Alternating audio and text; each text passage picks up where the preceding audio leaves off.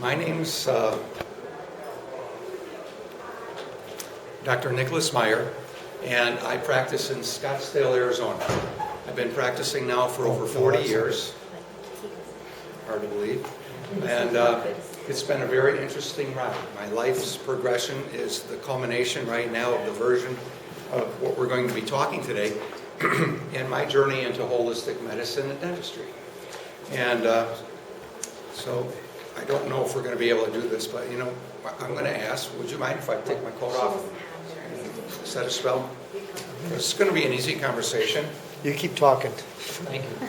Just need I nectar. need you to come to the room. Okay. This is a book that culminated 3 years ago in my brain, and then onto paper, and then into, so right now it's around the world. The Holistic Dental Matrix, how your teeth can control your health and well-being. Now, so what does that mean? The answer to that's actually part of a journey. I took a journey that started out, oh my gosh, my oldest daughter is 35, and so I would say, and when my younger daughter, who's 34, is kind of like the start of this book. And the younger daughter's life started out a little interestingly in that we moved from Illinois, a little farming community, 10,000 people, out to Scottsdale, Arizona. You're just gonna... I'm going to wing it. Thank you. And my daughters were 4 and 5. We loaded up a U-Haul moving van. We packed our whole 3-bedroom house up, and we took 3 days to drive from Illinois to Arizona. We moved into a condo complex that literally outside the front door of our unit was the spa. It had a pool and a hot tub. This was in November. And 2 little chilled girls coming out of the dreary climate of the Midwest said, oh my gosh, we can go in the water every day. And they did. Well, it didn't take too long before my youngest daughter developed hives, actually not big hives, but little hives, called urticaria, from her belly button up to her nipple line. And it was like, oh my gosh, what is this? All new to me. And she would put on we'd put on calamine lotion or anti-itch cream or something just to kind of take the sting out of the itch.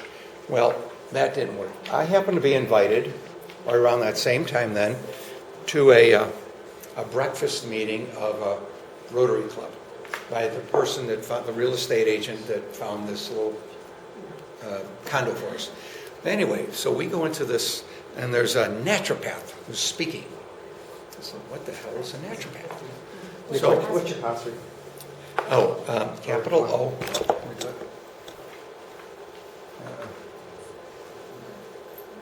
Hold on, folks.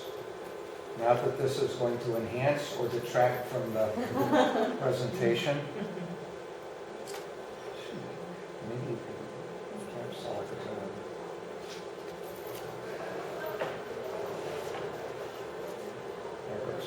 There we go. There it is. Yeah, it's good. It's good there. This isn't Dropbox. Yeah, now we can't get it over there though. So anyway, my little daughter had went to this meeting, talked to the naturopath afterward, and I told him about my daughter. He says, well, bring her in, let's take a look at her. Well, I did. He's a nice guy my age, and he used a device on her that I'd never seen called an electroacupuncture device, EAV. I think there might be 1 or 2 out here. And he zip, zap, zap through her hands and feet in short order and said she's got a chlorine allergy. And put her on high-dose vitamin C, which quelled the itch overnight, and gave a treatment using NAET, which he said stood for Natural Allergy Elimination Technique. Well, it's actually, well, come to find out, that was an offshoot then from Nambudrapad's allergy elimination technique. At any rate, it worked like a charm. My first introduction to energy medicine. Well, fast forward about 2 years later, and my wife was developed an itch on her face. Well, turned out she had shingles of the face and the trigeminal nerve.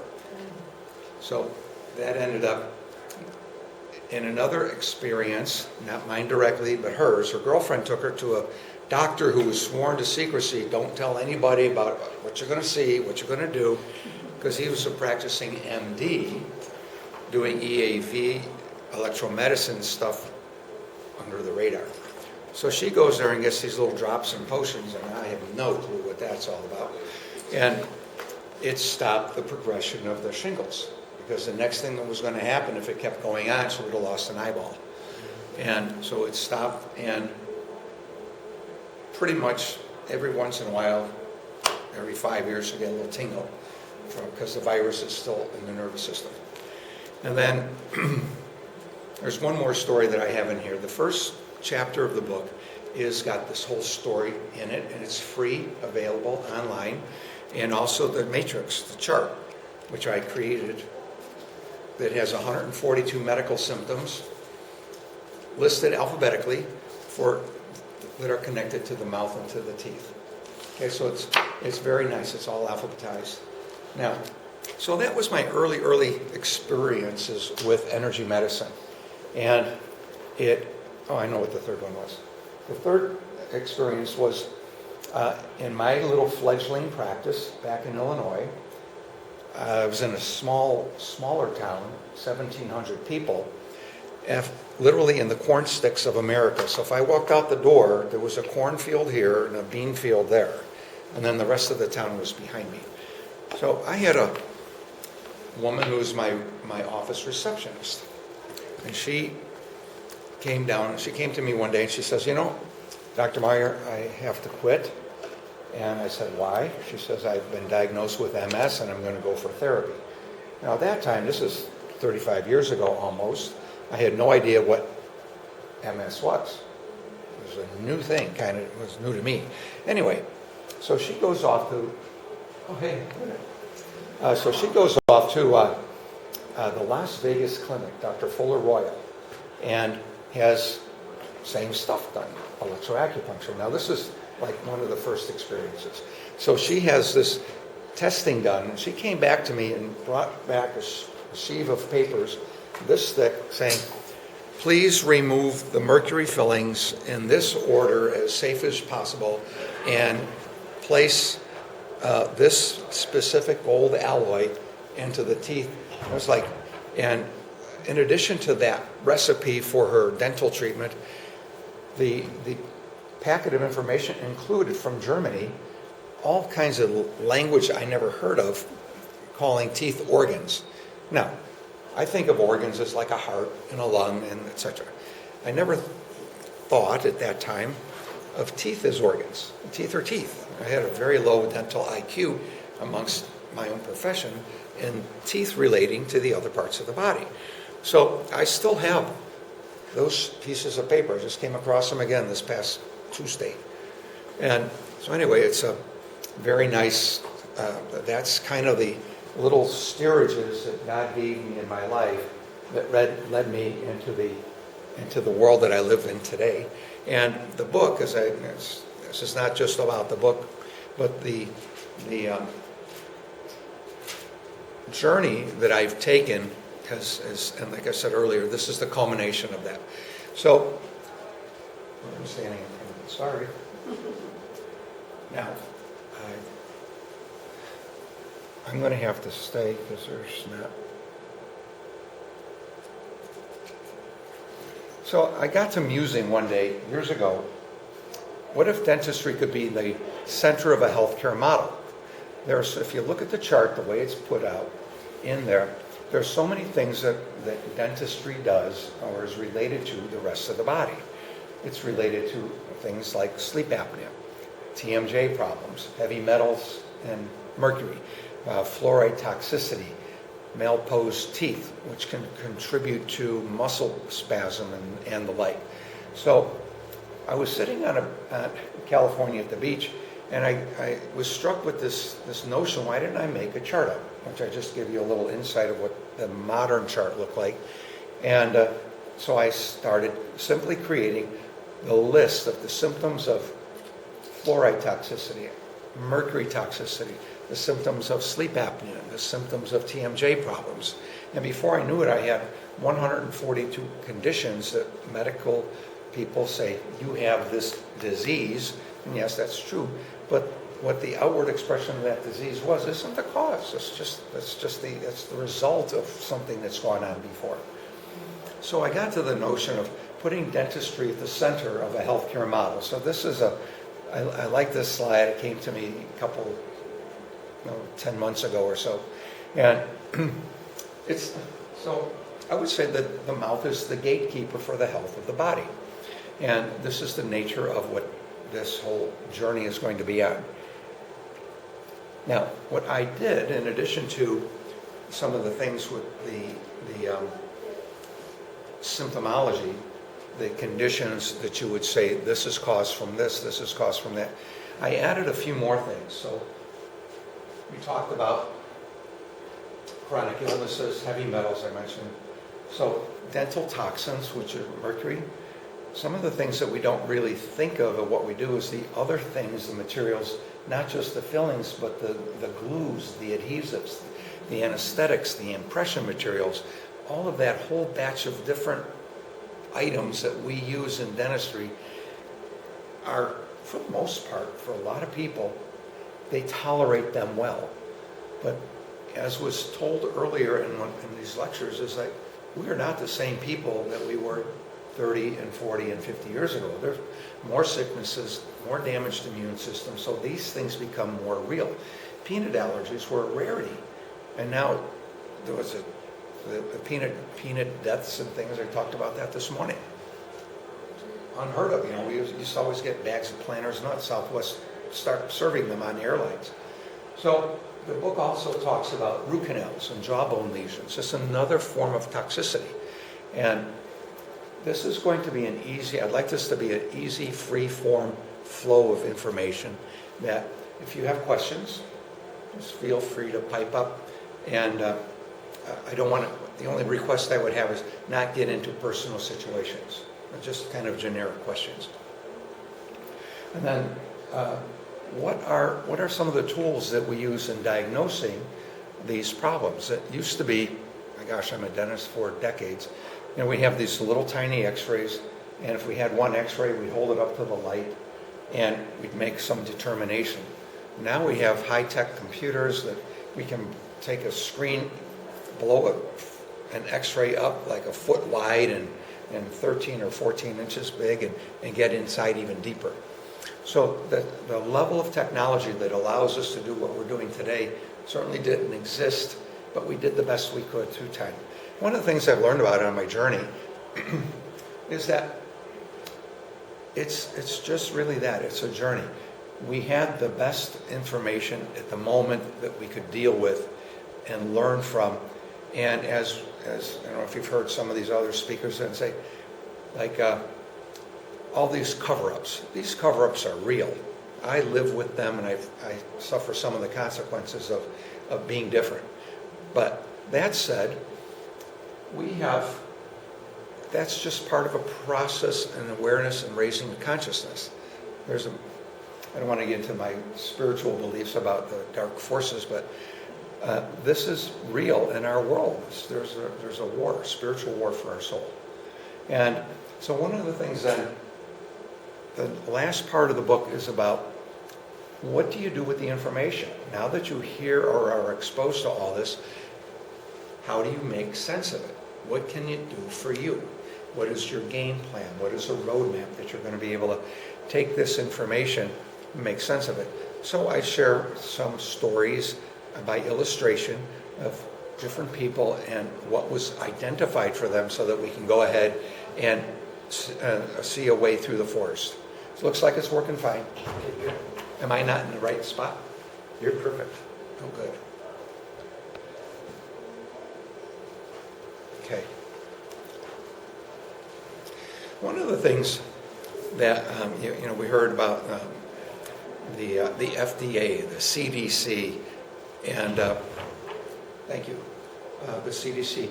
In dentistry, we have the IABDM, the IAOMT, and organization after organization after organization.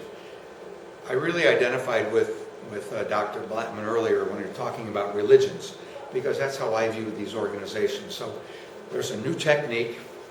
I got the best thing. This is going to solve all your airway problems. So we get some people that buy into that. And now we have a new church. So that church is going to be promulgating the thoughts and beliefs of this group of people. Sometimes there's open-mindedness and other times not. The ability to share similar but different philosophies within a spectrum. So we have the Vivos. Vivos is a company that's presenting a few tools, and then there's the whole rest of the dental population that does dental facial orthopedics, as it's called, that use appliances which are similar to Vivos, but not Vivos, because now Vivos is branded a particular brand name. So, but my worry is that they get too church-like. And then now, okay, because I'm Catholic and you're Jewish, for instance, we can't be together. So we have to tear these walls down. And this book is about tearing down walls. So I like this. Good medicine is good applied physiology.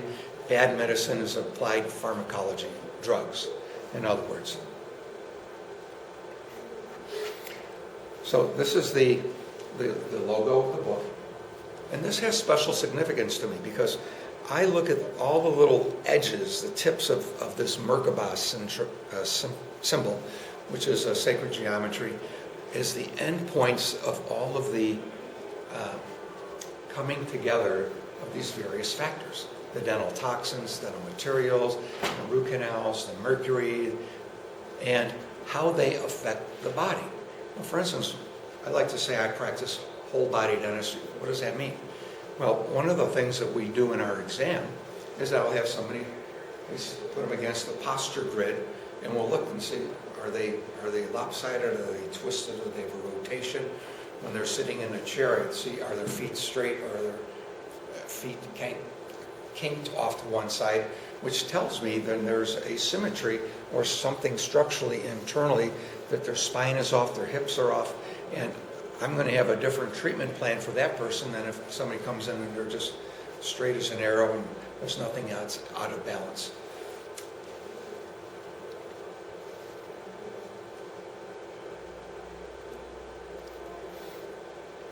This book and the concept behind this was designed to be for people like yourselves. An easy to read book. It's a handbook of how to find your way through the dental condition. So the ideal was that you have a way that you look and see with on the chart, if you have a particular set of medical conditions, you can go and see the chapter that correlates with that and read specifically about it. My number one chapter when I talk to somebody in the practice is, I can say pretty emphatically, because I gift everybody a book when they come in, I said, you are in chapter 4. It's the number one chapter. What is that chapter for? It's on the bite and airway, the things that we've talked about this morning in part across the way. So why is that so foundational? Well, just imagine this. Did you ever have a stone, a tiny little stone in a shoe or a flip-flop or something? You can't walk straight on it, can you? You have to throw your weight off so it doesn't puncture or irritate you too greatly. Well, okay. That's the base of the postural chain on the floor. Now, the other end of the postural chain is here, is the jaw joints. If you have a tooth that's off, and maybe you've been able to experience this yourself if you've had some dental work, that the slight offness of a filling and you may not even notice, but your jaw has to accommodate to move around that being off. You can feel the hair between your teeth. Okay? The skin of a pea, microns in thickness. That's how sensitive our teeth are.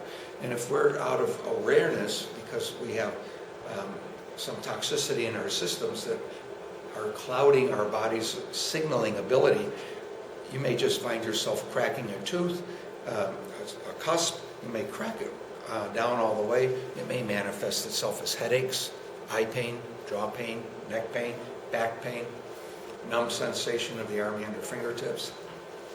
So these are symptoms of a bite imbalance. Now, who's heard of the expression, there's two sides to every coin? Of heads and tails. Okay? Now, I described very briefly a handful of symptoms of TMJ. The other side of this same coin are airway. These are all the same exact structures that interplay off one another. It's the same muscles, and it's the throat muscles. We're looking more completely with throat muscles, not just the jaw muscles, but deeper throat muscles, tongue muscle, etc. How you swallow. So the dysfunction that's going on in the body as it's manifesting outwardly. And we see that as people that have generically sleep disordered breathing syndrome. So sleep apnea would be one. Upper airway respiratory syndrome would be another. It's just that you have constant interruption of the sleep pattern throughout the night. It affects men, it affects women, it affects people that are heavy, it affects people that are not. About 1/3 of the people with sleep apnea are Olympic type athletes. They're thin, lean, mean, fight machines. There's nothing that, and Dr. Gomanek talked about that this morning. It's like these people are should be in the top part of their health, 18, 20, 25, 30, and they have really good physical frames, but they suffer. Well, there's some other insights now that we have on biochemistry regarding vitamin D and vitamin B12, and the thing that she doesn't know that she's learning, and this is the third time I've been with her in the course of a year, was that this dental component, and she alluded to it, the fact that we can now change jaw alignment and structure and form to increase the diameter and the size of the airway structures in the mouth is another huge jump that, as she is a neurologist, teeth belong to the dentist. They were so siloed in their thinking that they never had to deal with anything. So this was a kind of thing that guided us. Now, I don't know if you can see some of this. I have 12 chapters altogether, and this is what's available free in the book. This chart is available. I believe it's free in the chart. Now, who's heard of the relationship of teeth and energy meridians? That's what this chart is reflecting. And we color-coded it for the purposes of being consistent in the book. Most of the time they're black and white, and they're colored, different people color them different ways. But this is one of the things which, when people have the opportunity to see this and they say, oh my gosh, we have a trouble in River City with one tooth. Well, what meridian is that tooth at? So for instance, this tooth here, your upper left first molar, or the right first molar, actually these two are paired. That's the stomach meridian. Well, the critical thing for the stomach meridian is it goes through the breast. And independent studies which have been done in cancer offices find that women that have had breast cancer, almost 100% have a root canal on an upper first molar. Now, there's arguments on both sides of the fence about, is one causative or is it just there, and is it coincidental? We see a lot of people that don't want to have root canals in their mouth because we know they're toxic. Toxicities don't necessarily show up on x-rays. You need to have Okay, we're predominantly women in this room here. For a baby to show inside a mom's tummy, you need about 3 or so months along in pregnancy before your baby starts to show. X-rays need about 40% destruction of bone to show on an X-ray. That's pretty far along before it shows. So you've had it for quite a while by the time that shows up. So this is the archaicness of some of the tools that we have in our profession stands dogmatically on the X-ray is the sole diagnostic tool a lot of times for radiograph on teeth that have had root canal, whether there's a problem or not. Now I can show you conclusively that, and I think I'll be showing this. We'll show you an X-ray that is of a patient that had been in hospice, retired physician, was one of like the many walking wounded, told to go home and put his affairs in order, and he was a fighter. He wasn't going to give up.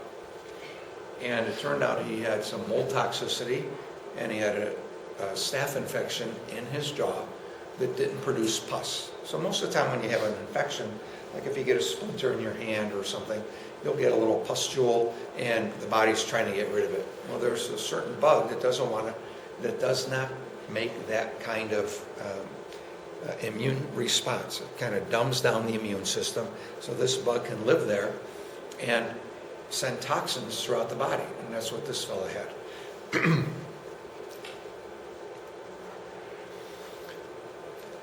So one of the questions is we say we're holistic biological dentists. So what does that mean? What does that mean to people that say, well, I'm going to a holistic dentist? And the answers can come back from people that go to a dentist and say, well, the holistic dentist looks at my whole body health. And the other dentist would say, well, we look at your whole body health. What's a different looking?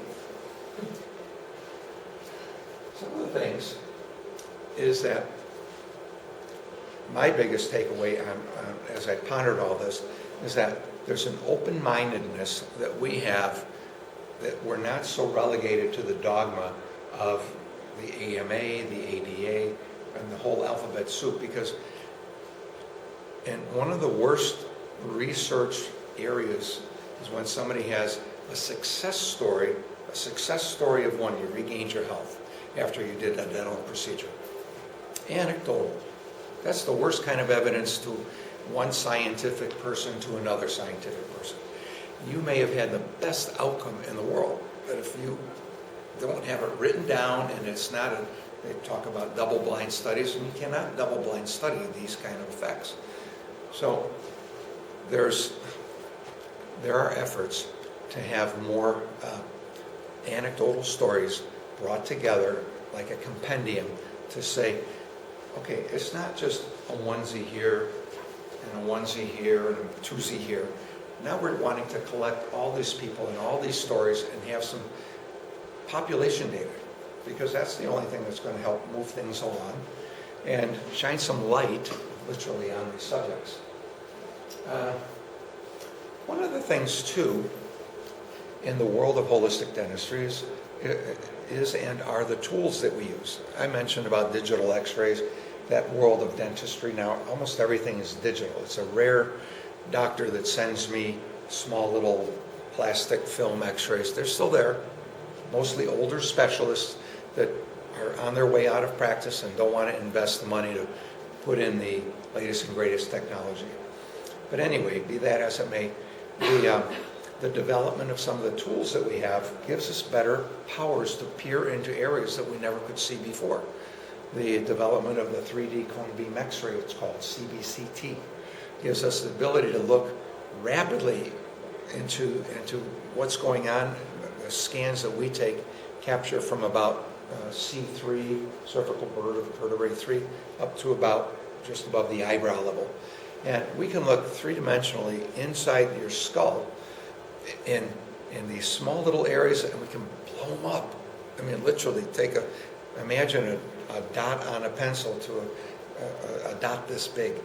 So that's the size difference that we have, the ability now to see different things. It's some of the tools that we have are not common in conventional medicine or dentistry. One of our tools looks for protein breakdown products. How do you know if a tooth looks normal on an x-ray and you need 40% destruction, is there a way that you can tell somebody is it bad or not? Makes sense. I'd like to know. Well, there are tests that use protein as the fluid that we capture. We expose it to a reagent, kind of like a home pregnancy test kit. You know, so you pee on this little stick, and if it turns blue, you got a baby. Well, you put this little fluid from the gum tissue, mix it with this other solution, and if it turns yellow, you have a sick tooth, because you're not supposed to have protein breakdown products from a healthy tooth. You do from a sick tooth. So that is one way that is, if there's a question, if somebody wants to kind of have an extra little level of security before they make a decision to remove a tooth, there are tools. So this would be a tool. It is not common in dentistry in the U.S. It's more common in Germany, but not over here. We are very kept people over in the States here, from charlatans and for the quacks that we talk about. And one of the things that I know they talked about this morning was where quack came from. And one of the definitions I heard from the 1800s was the first dentists in this country. Yes, they were kind of barbershop people, but the dental filling material of choice was 24 karat gold, because it would stick to itself. So they could get it laid out and clean out the cavity, and it was a painstaking process. I've got one in my tooth from dental school, and it would take 40 minutes to an hour, hour and a half to do one tooth, and literally hammering it into the tooth, and because it was all malleable. Well, these guys came over from France, the Krakauer brothers, in the mid-1850, 1853, and they had the best thing since sliced bread for filling material. It was a mixture of mercury and silver and zinc and tin. That's basically what the formula is that we use today in mercury fillings. Well, the dental profession was up in arms that they should even think about using mercury filling materials in the mouth. And they're still fresh on Lewis. They knew about Mad Hatter disease and breathing mercury in and it being a neurotoxin. Well, okay, fine and well. So, but it was easy, and because there was mercury in there, and that's bactericidal, you could put in a mercury filling into a tooth and have it be a little bit more sterile than if you just left all the decay in the tooth. Well, it caught on like wildfire, and the dentist of the day said, "We got to do something about this. We're losing all of our business. These guys over here, they're charlatans, and they're putting this quacksilver," which is a German word for quicksilver, and quicksilver is what mercury is, quicksilver.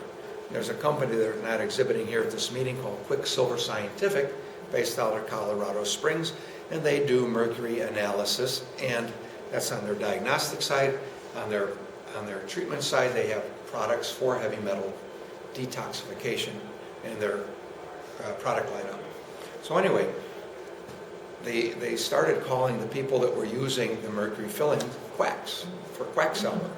There's a lot of Germans were in the States at that time. So the dentists got together, and wanted all the other doctors to sign an agreement we would not use mercury fillings in the mouth. Well, the guys that were using mercury fillings in the mouth weren't going to sign it, obviously.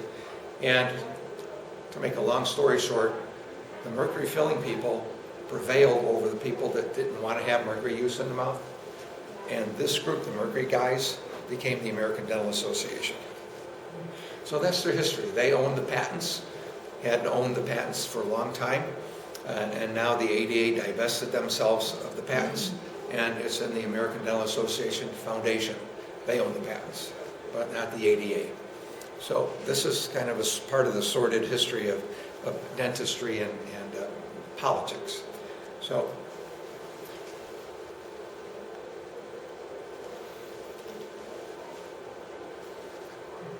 This was a poem I made up. It's in the book. I like to read it. Humpty Dumpty sat on a wall. Humpty Dumpty had a great fall. All the king's horses and all the king's men couldn't put Humpty together again. But a few old druids thought, hey, why not? So gathered up Humpty they did on the spot. Off to the depths of the realm they did go, with herbs and spices and energies aglow. They figured out how Humpty's do heal, and soon they had found the real deal. The eggshell hardcover had cracked all about, the transmutation, they said with a shout. So energy lights and scalar waves, aimed ever so carefully at the major craze, blended the cracks back into a whole. Humpty came back to life, from death he was stole. So I like that as a metaphor for what we do with the people that come to us. This is part 2.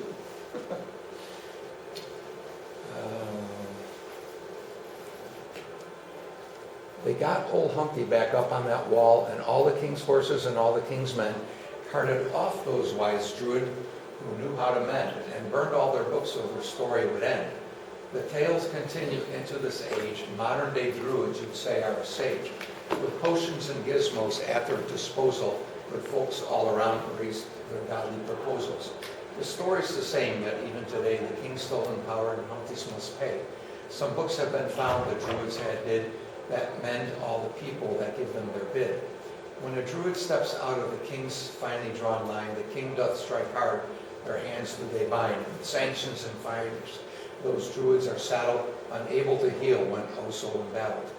Under cover of darkness they must ply their trade, because the kings of today say this they must forbade. These brilliant new druids still find a way.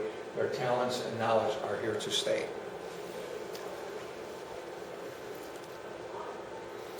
The early chart, I mentioned about the development of the chart. This was one of the early forms of the chart that I did just with a spreadsheet analysis. And that developed into this, which is what we have now in the book.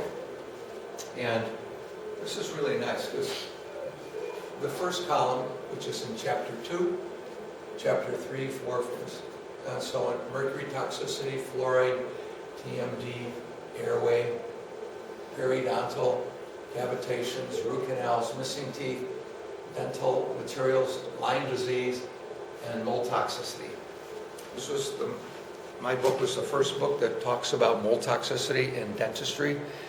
We have had an opportunity to do testing with people, and we have cultured out mold out of somebody's jawbone and these cavitation lesions that we talk about.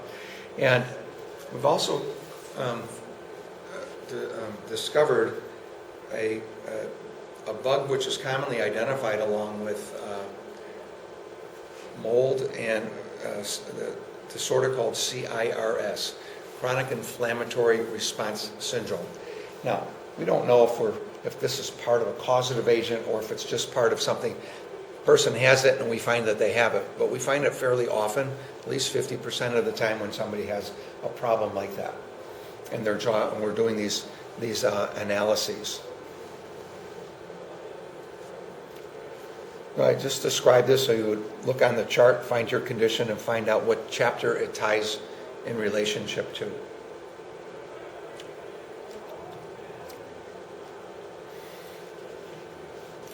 Now, one of the things that we see in dentistry are mercury fillings, and you're not supposed. We typically will see them like you see on the upper left picture, but this picture on the lower left has the mercury in the gum tissue. That's called an amalgam tattoo, a mercury tattoo. One of the techniques, and still done today, although less commonly with this material, it's a procedure called an apicoectomy. So if you have a little infection on the front root of the tooth, a doctor would go in, open up the gum tissue, lift it up like peeling an orange, basically, going in with a small little drill, taking off the end of the root of the tooth, cleaning out the inside of the top of the tooth with a small drill, and now you have a cavity preparation inside the root end of the tooth instead of the top of the tooth. And we would typically put in a mercury filling on the top of the tooth, clean it up best as possible, close the gum back up, sew that up, and this is what would happen over time. The mercury would physically leach out of the top of the tooth and impregnate or lay out, be laid down into the tissue. And one of the things that causes that is electrogalvanism. So there's current electrical fields that are generated in the mouth because of the metals that are commonly used. So we have in dentistry, we try not to use metals if we can help it in our practice. But you can measure a galvanic current coming off of the filling materials that are in the mouth. The profession, the ADA, says that has absolutely no bearing on anything in dentistry. It doesn't even exist. Well, if you measure it, you'll see it exists. I mean, it's hard to refute. So the mercury leaches out of where you think it was and goes someplace where it's not supposed to go. So we'll see these mercury tattoos very commonly adjacent to on the gum of a tooth that had a mercury filling inside a tooth that had a root canal and then a gold or some other metal on top of it.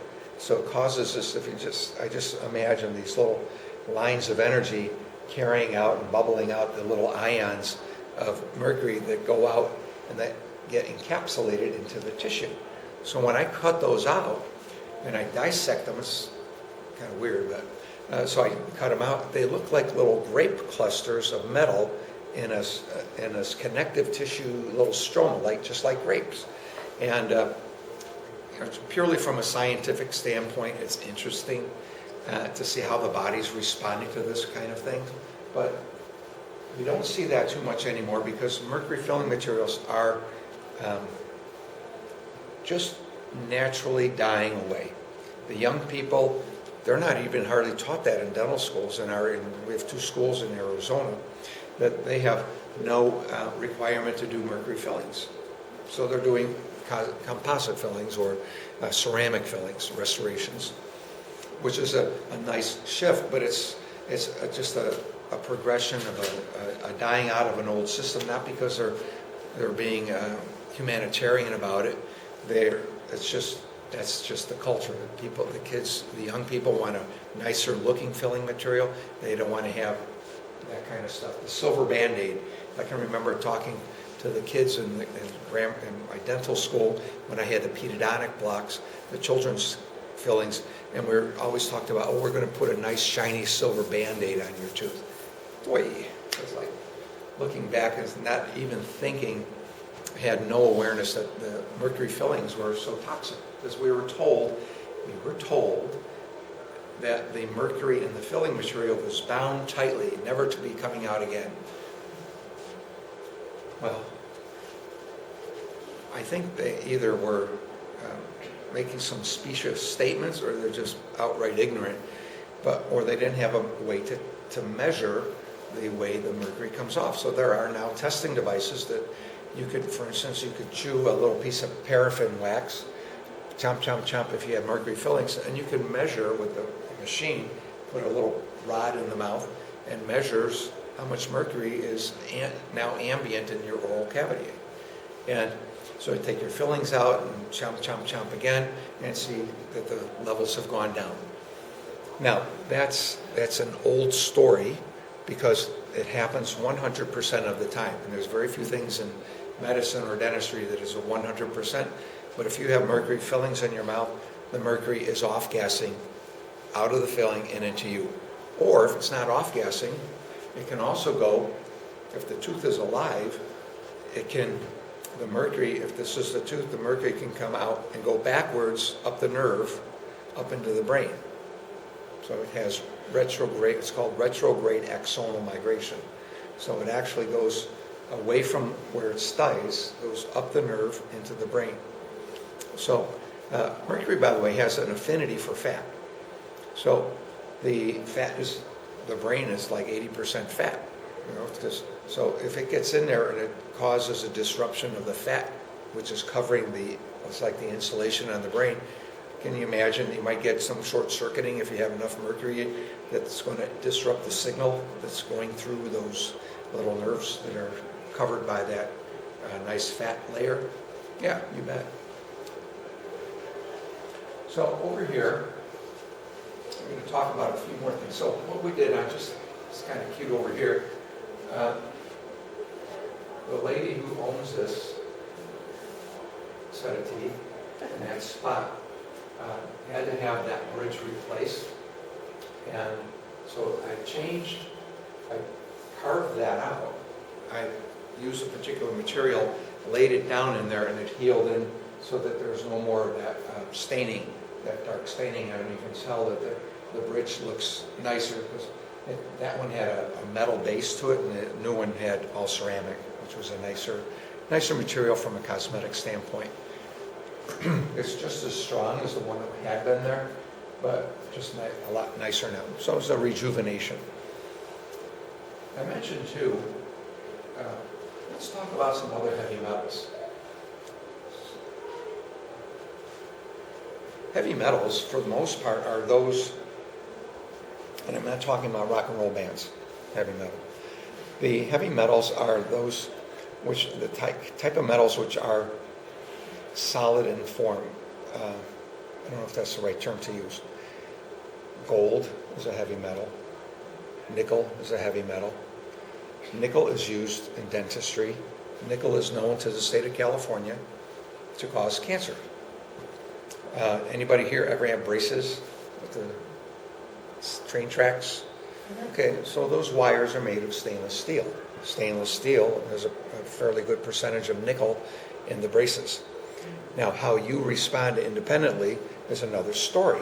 But one of the things that we do know, and I've seen this firsthand, is that not everybody that material is not innocuous in the mouth. You can have a person that happens to be particularly sensitive, and the gum tissue will proliferate and just it'll get so big and puffy and just almost totally engulf the braces that are there. And we dentists would say, you patient, you're not taking good care of your teeth. Not talking about having awareness that maybe you're sensitive to the material. No, we have to blame the patient and say, you're just not brushing your teeth well enough. Well, one of my favorite articles, and this was early on, we were newly married, so I can peg it at 1983, was an article in the Journal of Prosthetic Dentistry on this very topic. So here's what they did. They took blood sample of somebody that had mercury fillings, right? They took out the mercury fillings, and they took another blood sample. So they're looking at lymphocyte, T lymphocyte. So they had a level here with the mercury filling, and like 48 hours later, they took a sample, and now they had the blood level here without the mercury filling. It went down. They said, that's interesting. So they did the same, kind of the reverse now. They put the mercury fillings back in, and within 48 hours, they drew another sample, and it went back up. So they were able to show, and it was a grand study of one person, because it's not very humane to do that. So they then took it out and put in a nice composite filling, or what the material of the day. Then they did it with the same kind of material that bridge is made out of. It was on a person that had a nickel crown. So they did the same exact study and found the same result, just with a single crown influencing the immune system of an individual.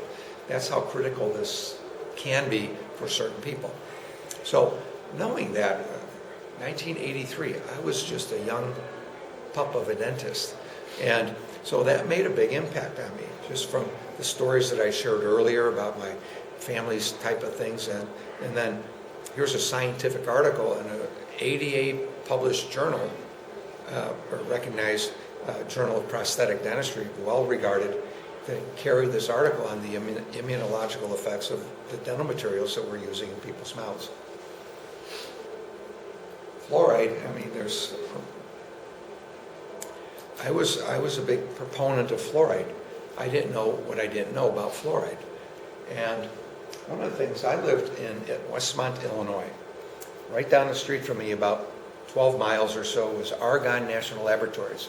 Argonne National Lab, big national research laboratory, did a study, and they looked at hip fractures in women in particular.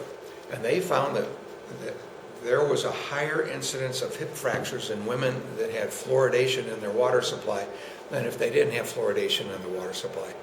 Now, that article was kind of buried, but when that first came out, that was pretty earth-shaking news, and it made an impression on me. It says, the stuff that we're telling people that we should use, especially our kids, that we didn't get into the chemistry of some of the things. We learned all this biochemistry, but we didn't get into toxicological biochemistry. So when you have a fluoride is, who's heard of iodine? Everybody knows about iodine? Our thyroid gland needs iodine. If you look at a periodic table of elements, with all the little things and the letters that are in it, fluoride is above the iodine. It's in the same column, but it's above it, which means it's more reactive. So they're both halides, and the fluoride competes competitively for the iodine. So the fluoride will go and knock out an iodine and live inside that gland at the iodine binding site, rendering it unable to do the job because it doesn't have the iodine in there. So you can have a normal thyroid level, but it's a ghost because it's in an active stage because of the fluoride. So that all was coming around in my awareness way back in the day. So anyway, this is an illustration about fluoride and the rates of fluoride.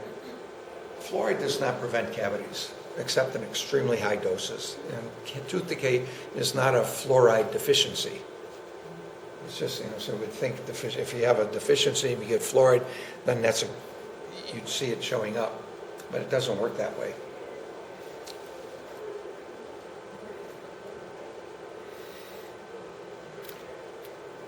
This is one of my favorite slides and to talk about. And can you see okay? And we're looking at our massive amounts of overgrowth of bone in the mouth. Don't these look like marbles? This is the lower jaw teeth. They look like marbles. When this woman spoke, it sounded like she had marbles in her mouth. And she was in her 70s at the time when I took that picture. And she had awareness, but she didn't know that there was a problem because she could still talk and she could go out and socialize and do everything, but didn't want to do anything.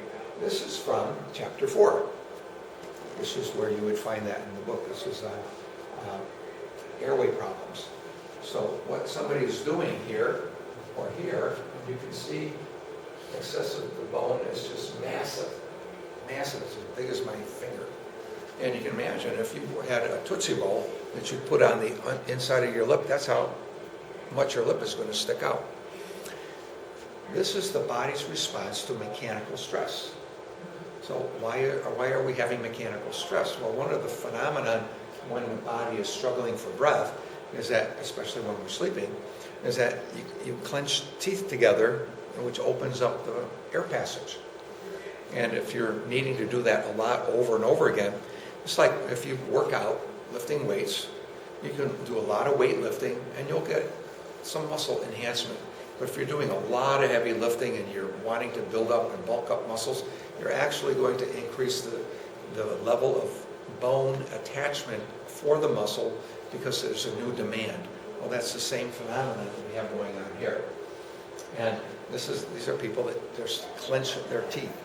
So they are just above the level of their normal biting and releasing. The band of pressure that the bone is able to withstand is nice. It relaxes. Then the next level up of force on teeth causes bone to be stimulated to grow. The next level up from that, if there's too much force, we see bone loss. The bone will start to disappear because you're fracturing it.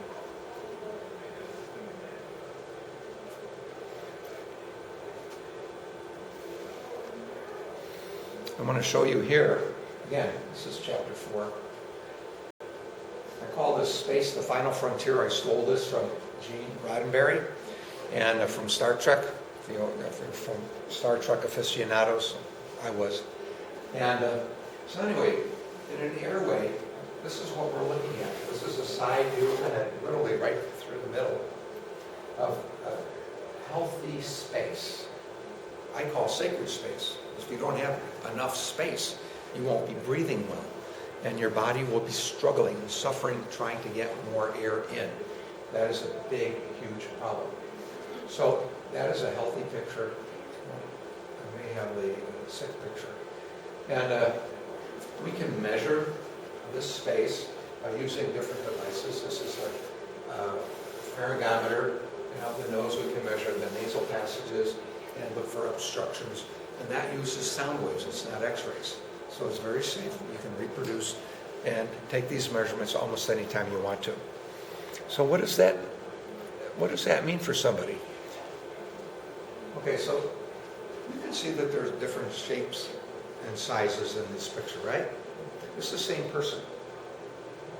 It's the same person. Over here, little 10-year-old,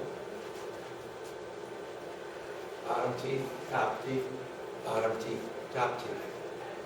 What you can't appreciate is that the tooth that's missing, you can see just a little bit right here is a bump. That tooth that's this wide has to fit into where that space is supposed to be. And here, and there, and there. So, I mentioned earlier about Vivos and different appliances. A Vivos type appliance could open that space up, and so could others. And long before Vivos, I opened these spaces up with a different appliance, a Schwartz plate and a Jackson recall. But anyway, this is the same boy. He's now 16. I grew this jaw. You can see, I mean, the picture speaks for itself. And was able to get all those missing 4 teeth in. Basically, it's a full half inch, quarter of an inch for each tooth to fit into the arch. Now, the interesting thing about this is a little 10-year-old that has about an 80% adult tongue size at that age. Now, the tongue's going to go on until it's fully adult sized. It's supposed to be able to fit comfortably in here. Now, what happens when people have problems? There's not enough room in the mouth. Now, we're not dogs. You see dogs walking around, hanging tongue. Okay, we don't do that. Sometimes you'll see them in an airport or something, and they're just sitting, you'll see that. But no, we're polite, so we'll bring our tongue inside of our mouth. And where does it go? Into the throat. And what's supposed to be in the throat? Sacred space. It's supposed to not have the furniture that's inside the garage.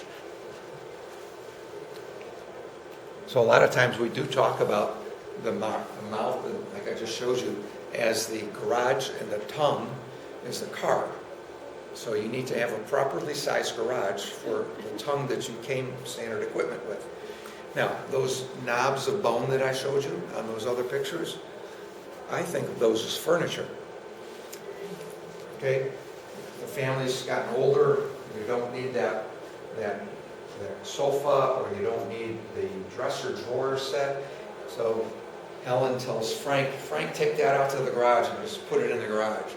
Well, if you get too much stuff in the garage, you won't have enough room for the car. Well, as we get older and that kind of stuff starts to happen, you can probably imagine in your mind's eye, oh my gosh, there's no more room in the mouth for the tongue because there's furniture in the way. Now, I've had people, both sides of the story, I've taken them off. Some people say they don't experience any change. Other people say, oh my gosh, I got so much, like swimming in my mouth. The tongue has got so much room to play around in.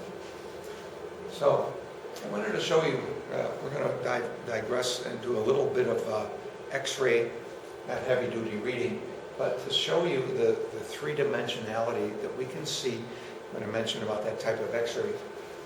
I can see 3 different views of the same area simultaneously And look, and here's a root canal tooth. This is supposed to not have this big wall up here, and it's not supposed to have this wall extending into the sinus cavity. It's up here. So this is the power of the technology that we have today. That's a very nice, easy to read radiograph to show people the challenge. And I know we're getting a little closer on our time.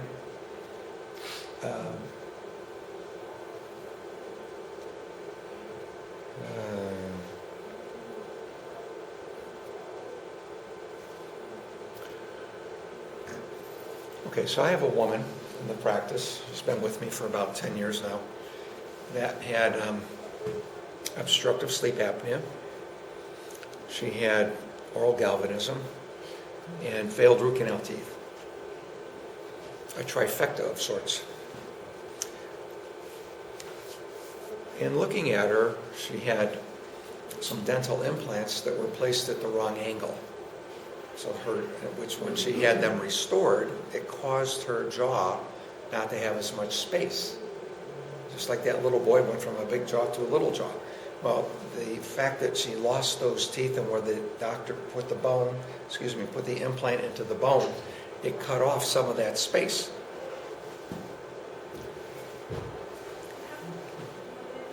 So it cut off some of that space.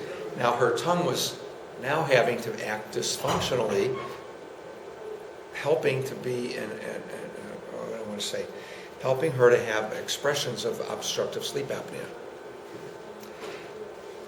She had the heavy metals, she had the mercury fillings, we did all that, took that out, we removed the root canal teeth, we restored her, opened her bite up through some prosthetic devices, and then helped her get restored with dental implants and teeth that were now in a more proper place, and she became a much happier person because she was able to breathe much more easily without that struggle.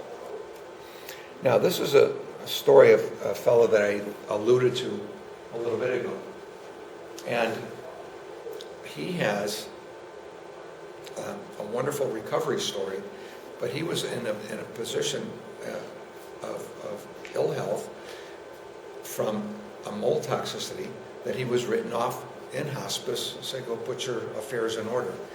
And I said he was a fighter, so he ended up getting a referral to me, and I don't remember exactly the circuitous nature, but he lives 120 miles away from me.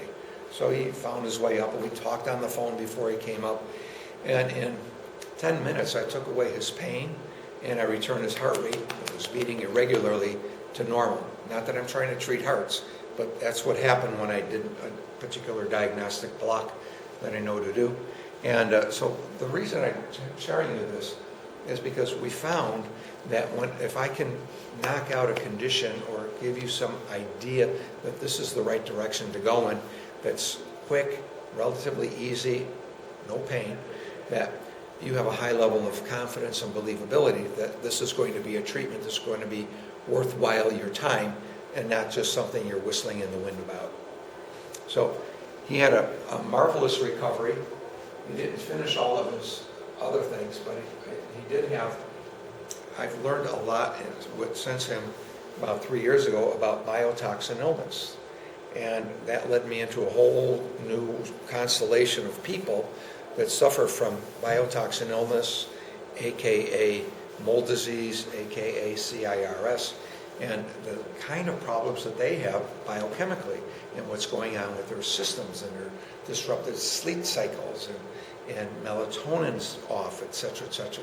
So this is for me an ongoing odyssey of inquiry into how what we do works for people. So this is the way the machine looks for the diagnostics. I also do muscle testing, arm length testing, and I was just referring to the anesthetic blockade, which is what I used on that gentleman. So this was his jaw picture. Everybody that he saw is from Tucson. He saw 3 specialists and two general dentists and said that was normal bone healing.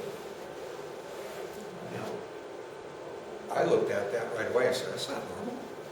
It's not supposed to look that way. And then this is where I did my diagnostic blockade.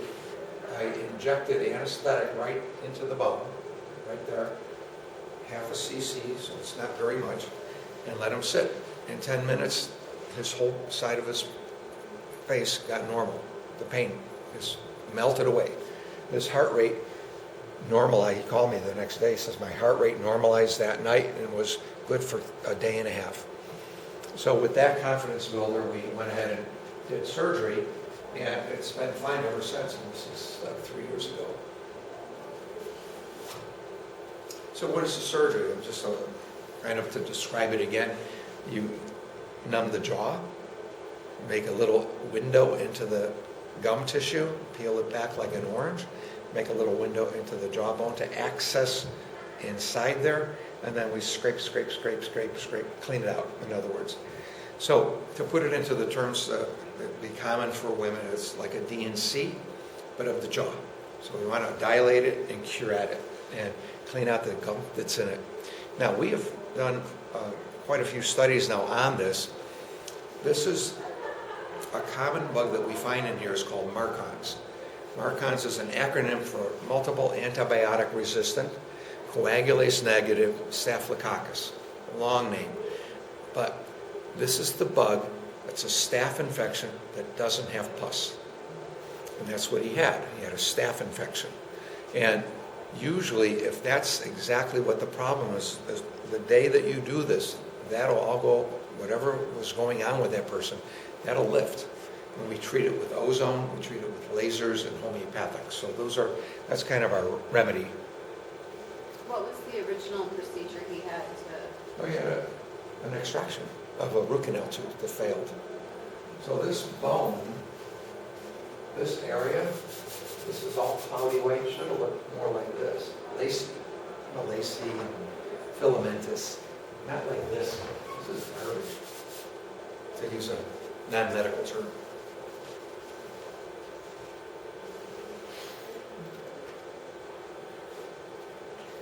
Everybody here familiar with muscle testing? Somebody, some practitioners, somebody, anybody use it? Very good. And where did you learn? Well, I'm a biofeedback practitioner, but I've read other practitioners. Yeah. Different ways to do it. Mm-hmm. Now, out here at one of the tables, there's also dowser. There's somebody doing some dowsing, and I dowse. I'm a dowser. And it's very rare to find dentists doing dowsing. This is a picture of the diagnostic blockade. One way to show you. So I've had a subspecialty in chronic pain for 35 years. I'm pretty good at it. I have over 90% success rate in eliminating people's pain. Most of the time drug-free, most of the time surgery-free. Just kind of depends on what the problem is. And I'm really happy to be able to say that. So it complements what Dr. Blattman was talking about earlier. So this is a very handy technique. It takes 10 minutes. And you can pretty much, not 100%, but pretty much find out if somebody's suffering from a condition that you're going to be able to help them with pretty quickly. So I've already described this. Patient can settle to the full flap open debridement of the lesion. Treatment of the complete maxilla head with direct ozone infusions. I do use a lot of ozone in my practice. And ozone makes the tissues soft and get very flaccid. So it's kind of weird to see, but if you do the whole jaw, I mean, everything just fills up with gas and gets really saggy. But it worked really well for this gentleman. I did it a couple times.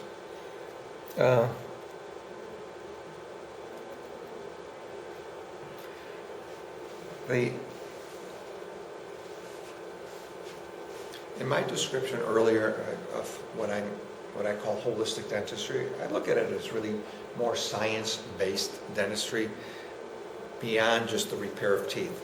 So I put this picture up here regarding inflammatory markers. In research and things, they talk about the inflammatory markers, but one in particular, and I have it capitalized here, called RANTES. It's an inflammatory marker. No labs in this country look for it. They look for it in Germany, but that marker is what will turn a gene on to turn into cancer.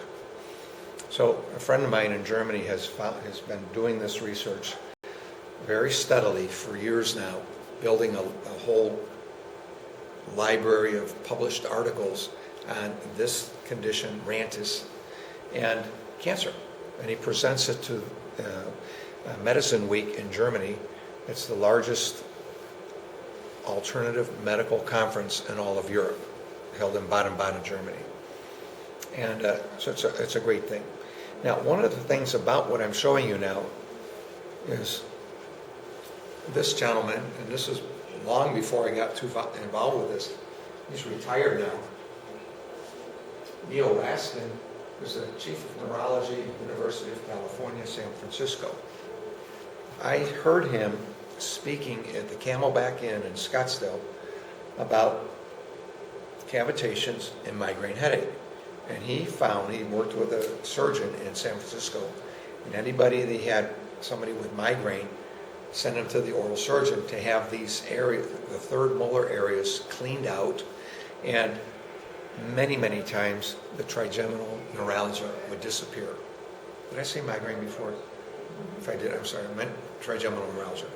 And so his comment was, he said, I would rather see somebody have a negative outcome, a null outcome from a surgery, than somebody just not have the surgery and continue to have trigeminal neuralgia, because the neurosurgery that would have to do to either sclerose the Gisserian ganglion or put in a little pad or whatever they have to do or would choose to do, that's so outside of the realm of a fairly simple 30-minute procedure in a hospital room.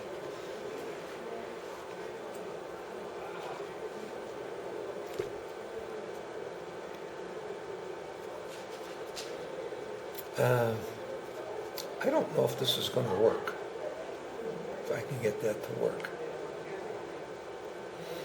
So, is that working? That's kind of small. What you're looking at under a microscope is biofilm formation. How fast does it take these bugs and critters and whatnot that's in saliva or in blood to come together and create the biofilm? Does everybody here know what a biofilm is? It's the slime on the inside of a pipe, basically. The plaque on your teeth is a biofilm.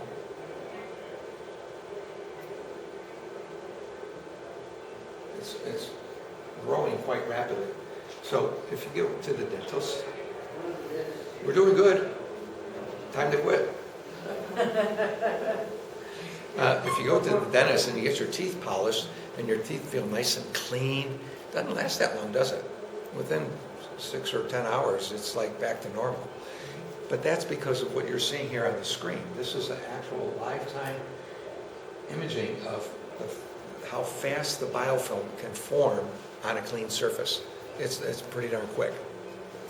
We're dealing with biofilm illnesses. Okay, so one of the biofilm illnesses is Lyme disease. This is what I cultured out of somebody's jaw. And I mentioned about the Marcons and the CIRS I mentioned previously. But the most common one that we see, and we work in dentistry, is common garden variety gum disease, periodontal disease.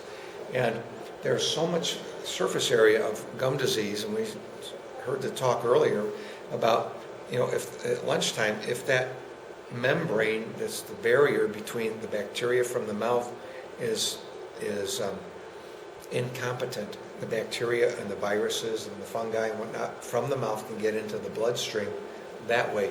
And now there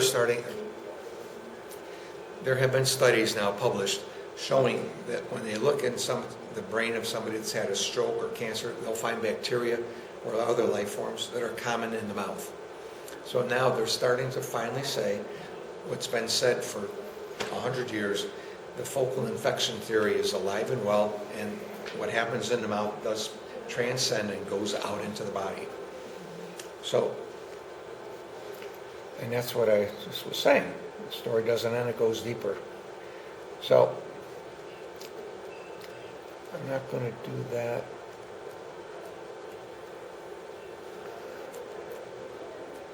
This is a whole series on nitric oxide, and nitric oxide is important. It's a little bit more technical than what I think is appropriate, but nitric oxide is needed to vasodilate our blood vessels. It takes its start in the mouth. So if you use a particular mouthwashes, and which is most of the commercial mouthwashes, you'll suppress or depress the nitric oxide production. Well, that sets off a lack. If you're not starting it here, there's a whole series of chain reactions that are taking place with the nitric oxide as it goes then through your stomach and into your intestines. And if that's not happening here, the subsequent or consequential reactions aren't taking place properly. So the beetroot is one of the nutritional supplements that you can get in a health food store, which is very easily available. L-arginine would be an amino acid which has kind of a similar effect of dilating blood vessels. So anyway, I've been doing a lot of the talking. I thought I'd get some. Anybody have any questions? I'll open that up for Q&A at this time. Yeah, you mentioned some cases where you help guide facial growth in children. Do you have the same type of success in adults? That seems to be the undiscovered country of what we're looking at with airway and TSD is for adults. Okay, I didn't quite catch everything that you were saying, so if you could. First part, yeah, you're kind of soft. I couldn't. I got a machine here that's humming by my ears, and I have ringing in the ear. Doesn't help me. So I was asking, do you have data and experience in cases working with adults to help you with their jaw structure? Because well, we all know that can be done in children.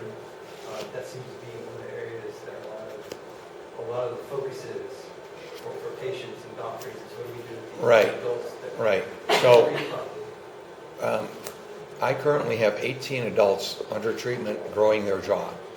I don't have my own appliance in, but I've grown my jaw 2 millimeters in 6 months.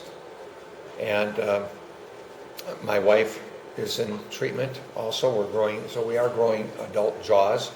Now, part of our protocol is the cone beam x-ray that you saw. We do home sleep studies, so we're wanting to see what your sleep architecture looks like so that we have a knowing before we start treatment. And then we do a 6-month scan again, so we can get a radiographic interpretation of changes that are being made. And then at a year, we'll do another scan as well as a sleep study, a follow-up sleep study. So we know that we can influence in a very positive way the 3-dimensional structures of the mouth here, and how when this changes, and it's really like I mentioned about the garage and the car. So the car's not changing its shape, but we can change the shape of the garage. We can make that garage bigger. And by doing that, we give I don't want to say you should put more furniture in the garage, but you have a more opportunity to have the tongue, which is expansive, to now fit more comfortably into the mouth. And so the lower, the jaw right back here is where the tongue attaches. And so as you're widening this out on the upper, the lower actually can start to go to its more fulfillment of its genetic potential. And there's a booth right inside the door to the right of the exhibit hall that has some models, 3D models of airways that have had treatment before, and those are before and after airway treatments. So are you using the calls, your WSL of John's. Yeah, so that's one type of a device. That's a therapeutic device as opposed to a management device. So that's mostly what I'm doing. Okay, I was just curious how you were approaching the problem. I know there's expert guidance appliance, there's Bible's appliance, there's approach that everybody has their own way of doing it. Curious how you were. That's right. Everybody has their own way of doing things, and it's a matter of what you feel comfortable with as the practitioner. If I feel comfortable doing things a certain way, then that's great, and if I don't, then I won't be doing it. And there's so many variables. Like I showed you the person that had the marbles in the mouth. I mean, they're not a Vivos candidate right off the bat. I mean, you got a clean house. You got to clean up all that excessive bone, or else you'll be pushing areas that's not going to go. What creates somebody to create that? What's that now? What creates those types of Clenching. cleanses? Yeah, I had a lot of these, if you don't mind inviting me in. This is my appliance here, and I was very interested in making a change, because there's 3 girls in the family.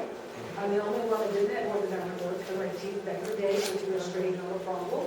And my mom's not here anymore, because she had a stroke, and she had an airway problem, and she had sleep apnea, but of course you don't talk about it then. And so anyways, when I found out about this airway stuff, I'm a big athlete, and I just can't breathe like everyone else, So anyway, so I started this process. I kind of got on him to learn about that, but there are many different ways to open up your airway. Yes, it's easy as kids, but what I was so excited about is that I'm getting grandkids, and they have some stuff going on, and they can't breathe. And I would wake up, because when we started studying this, I'd get up and was check her out at 3 o'clock in the morning when we're doing certain REMs, and like we tape her, and she's like snoring. She's 4 years old, she's snoring. I'm like, well, what is she doing? She's older.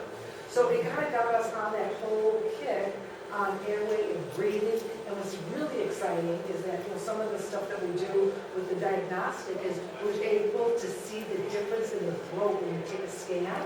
We got kids. We've got a boy that's 10 years old, and he wets his bed. He's smart. He had orthodontic work and everything like that. But it's that parasympathetic nervous system. You don't, when you fall asleep, you don't get into that deep sleep. You can't really. There's so much to this than just, what you look like, that kind of thing. So we're finding out as people are getting better, he's seeing great results with I don't have this problem anymore, and that problem. And that picture you saw with the marbles? Mm-hmm. Well, I had tori in my mouth too. Yeah, I did too. And you know what? Not that bad, but I just went in, shoot, numbed it, gone. I'm like, oh my gosh, I got this extra room in my mouth. It's virtually, And it was like, because I was a grinder. It's virtually painless. I wasn't a clencher. you got to be numb, but the aftermath.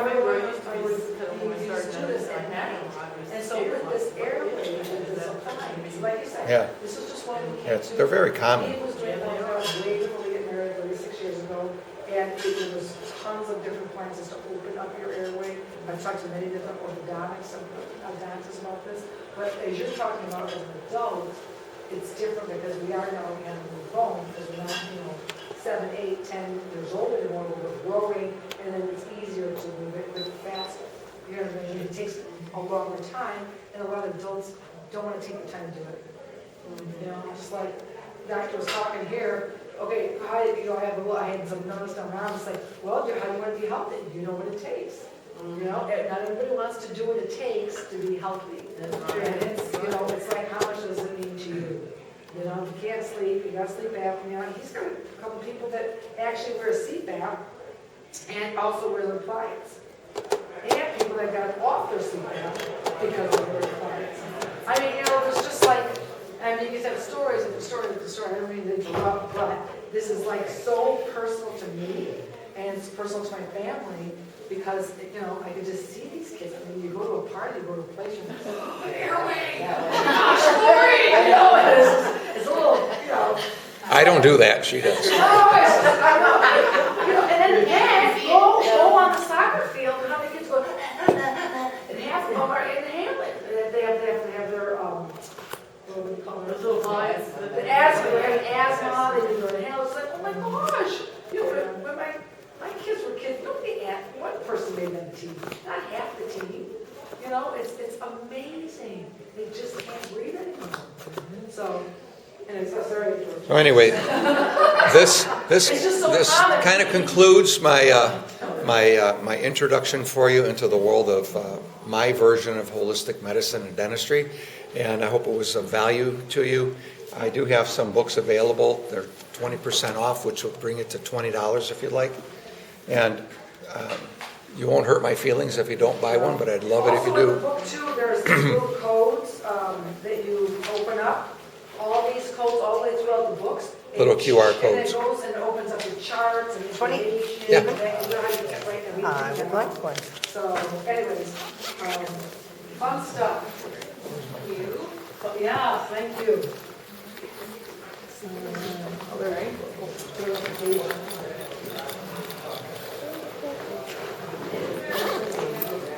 Your name's Cindy. Cindy.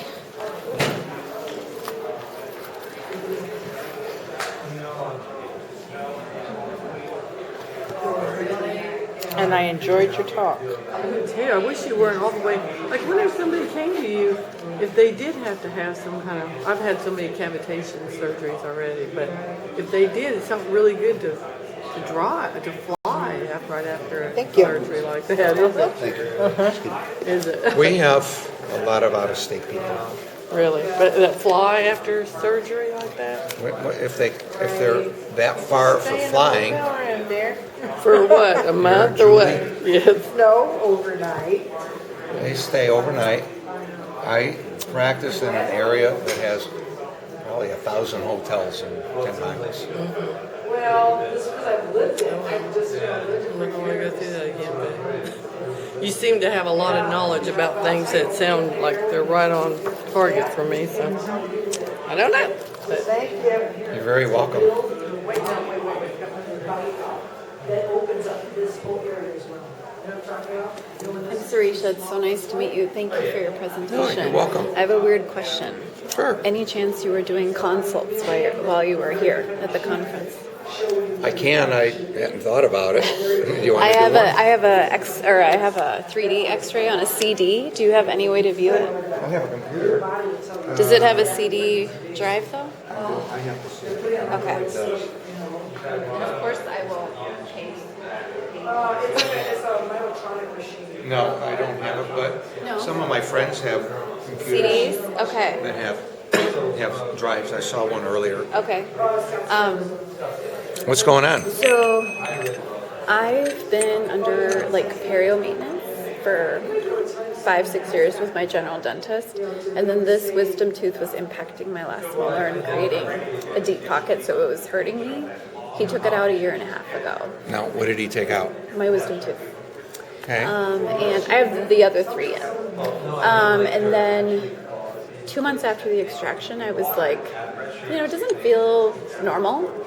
So he referred me to an oral surgeon. They did a CT, and the oral surgeon's like, oh, nothing's wrong.